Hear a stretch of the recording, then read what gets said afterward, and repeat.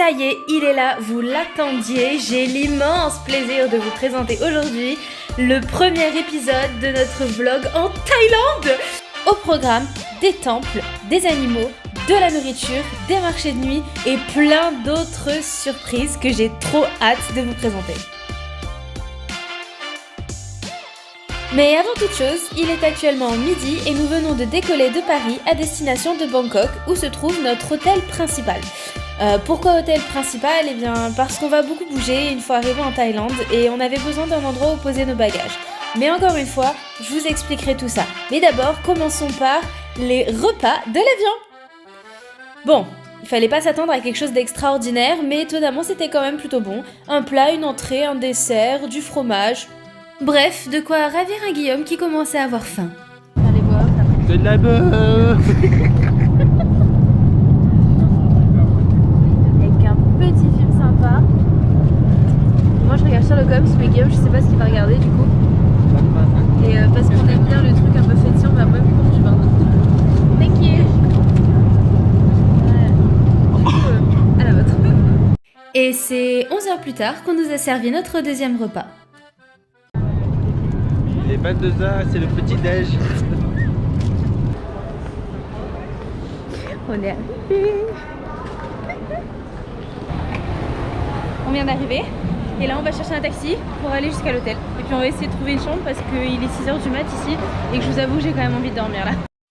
À peine sorti de l'aéroport que le premier choc culturel nous prend à la figure, il fait 40 degrés.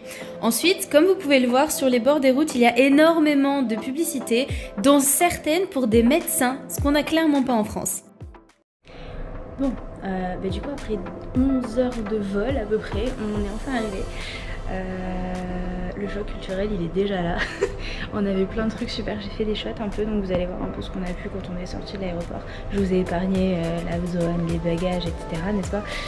Mais dans tous les cas il était quand même passé déjà pas mal de trucs. Bon là malheureusement on a déjà un souci avec la réservation de l'hôtel, donc ça commence bien. Mais de toute façon je vous fais un vrai update. Là on va essayer de récupérer la chambre et de dormir un peu parce qu'il est 7h du matin. On est arrivé à 6h, je vous avoue qu'on est quand même un peu fatigué.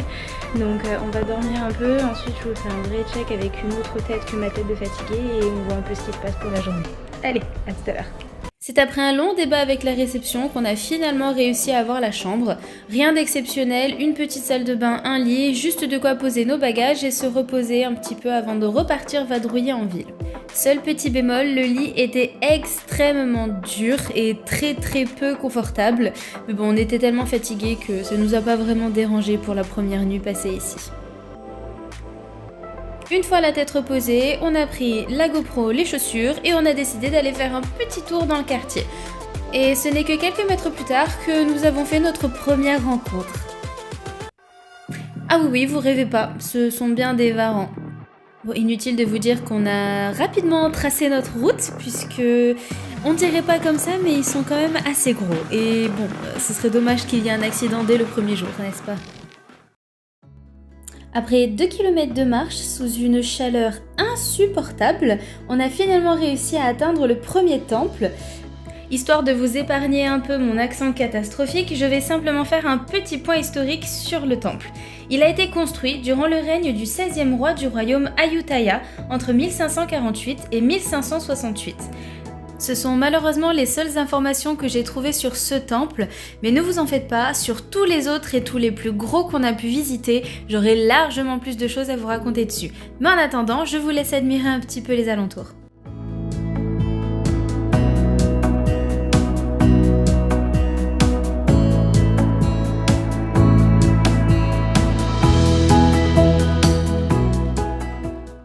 N'ayant pas de destination spécifique pour ce premier jour, on a décidé de prendre un ferry et de voir où est-ce qu'il allait nous emmener.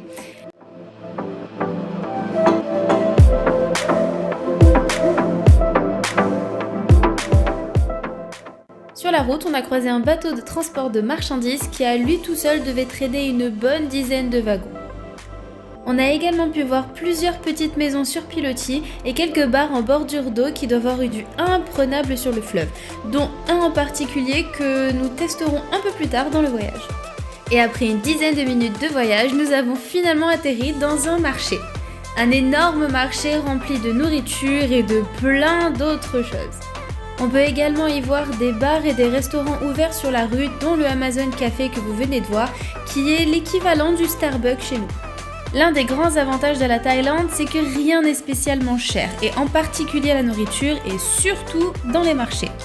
La monnaie en Thaïlande se nomme le baht et sachez que 1 euro est égal à 36 bahts 50. Et pour un bon repas, vous pouvez compter entre 400 et 550 bahts, ce qui en soi est l'équivalent de 10-15 euros. Quant aux vêtements, même si je pense qu'on peut largement y mettre à peu près le même prix, le plus haut que vous pourrez mettre dans un marché sera certainement peut-être 700-750 bahts, soit l'équivalent d'environ 20 euros, pour une tenue complète.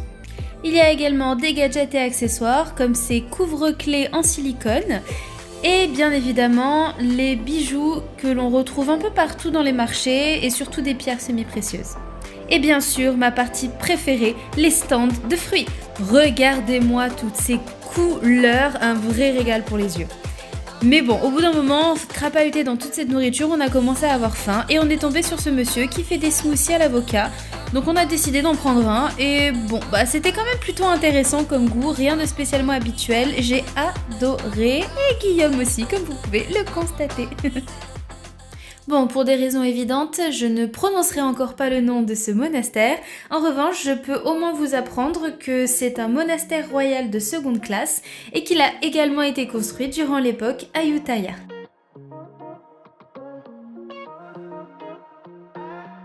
Sachez que quand on pénètre dans un temple, il y a plusieurs règles à respecter.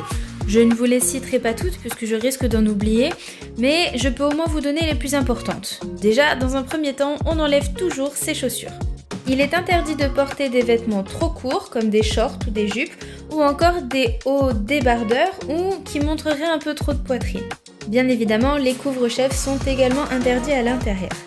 Et pour une dernière petite règle qui m'a assez étonnée, il est interdit de s'asseoir les pieds face au Bouddha. Les femmes doivent être assises sur leurs genoux et les hommes en tailleur. Bon, sachant que le décalage horaire commençait à taper un peu, on a décidé de rentrer à l'hôtel et rien de mieux qu'un tuk-tuk pour ça. Oui, on est en Thaïlande, il était hors de question de partir sans utiliser un tuk-tuk et oui, Guillaume était super content. Un tuk-tuk.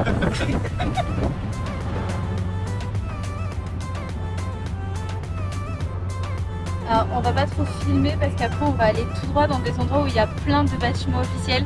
Du coup, on se dit que ce serait un peu con de se faire choper par l'armée dès le premier jour. Du coup. Le type il nous avait dit 200 bahts, on a pu négocier à 100, mais genre instant, donc à mon avis le prix était de 50, il nous a dit 200, il a dit 100, bah ouais, forcément donc... Voilà, du coup, note à vous-même le jour où vous allez en Thaïlande, dites-vous qu'on peut négocier un peu tout aussi, et même beaucoup plus. Pour notre premier repas, on a décidé de s'arrêter dans un petit restaurant situé à côté de l'hôtel. On a commandé 2 plats de fruits de mer, dont un qui est, comment dire, extrêmement épicé. Donc on a décidé d'accompagner ça avec 2 bières thaïlandaises. Bon, on vient de sortir du resto et bon, c'était super épicé. Du coup, on s'est dit on va aller récupérer un truc un peu frais à manger. On est allé dans un magasin qui s'appelle le 7-Eleven. Et du coup on tombe sur des rayons comme ça et on se dit ah trop bien, du chocolat, des bonbons, des machins, tout ça, des chewing-gums, et puis tout à coup boum, Strepsil. Et j'adore, ils sont trop mignons. C'est sur cette blague un peu douteuse que je clôture cette vidéo. Merci d'avoir regardé. N'oubliez pas de laisser un pouce en l'air, un commentaire et abonnez-vous pour ne pas manquer la suite de nos aventures. À bientôt!